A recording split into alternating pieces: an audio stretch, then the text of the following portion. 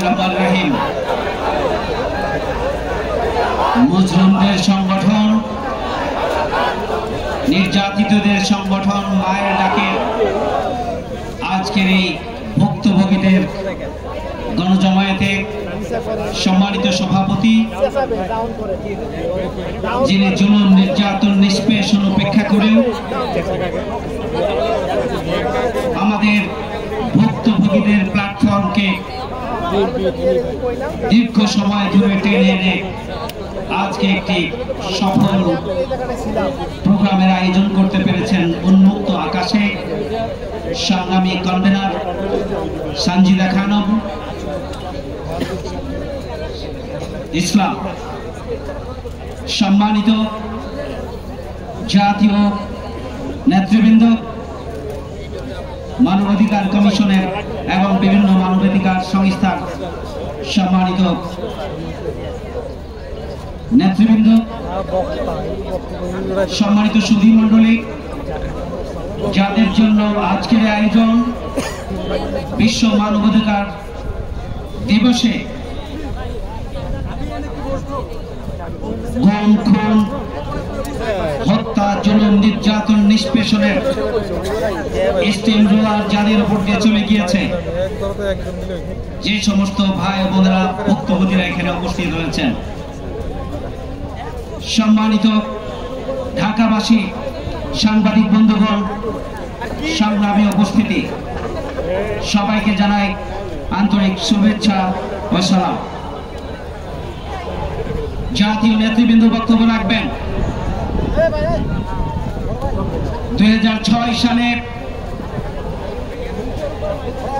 28 October Paltan ময়দানে শেখ হাসিনা ফ্যাসিস্টের আহ্বানে সারা দেশ থেকে লগি, বৈঠা এবং আগ্নেয়াস্ত্র নিয়ে যে নির্মম হত্যাকাণ্ড পরিচালনা করা হয়েছিল, সেদিন পল্টন ময়দানে ফ্যাসিবাদের উত্থান হয়েছিল।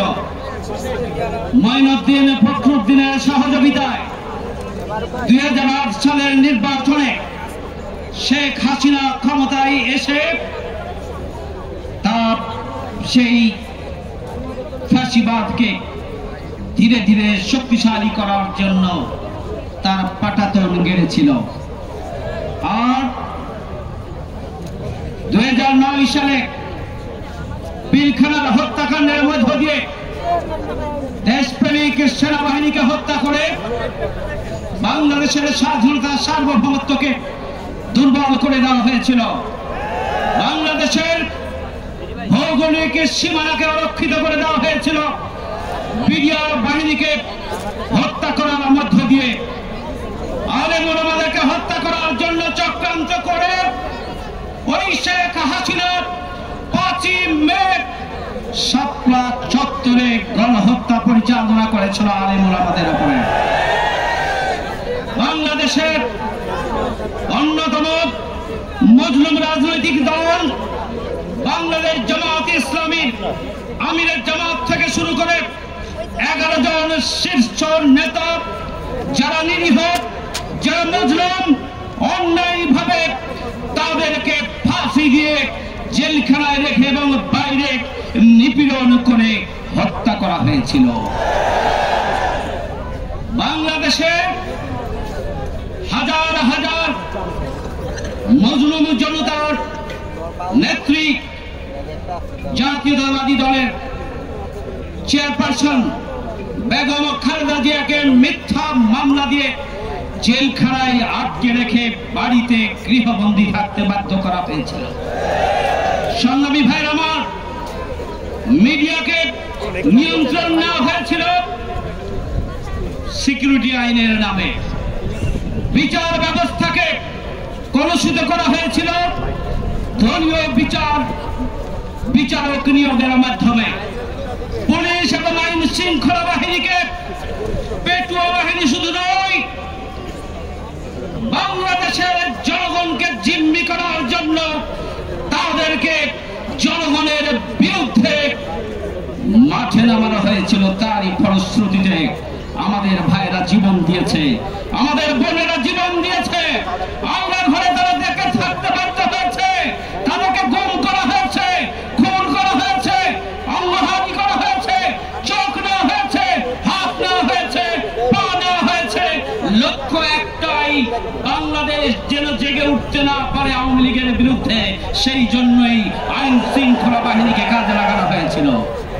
সংগ্রামী ভাইয়ের আমার, বাংলাদেশের সেনাবাহিনীর অন্যতম গুরুত্বপূর্ণ কর্মকর্তা ব্রিগেডিয়ার জেনারেল আজমিকে গুম করা হয়েছিল, আয়না ঘরে রাখা হয়েছিল।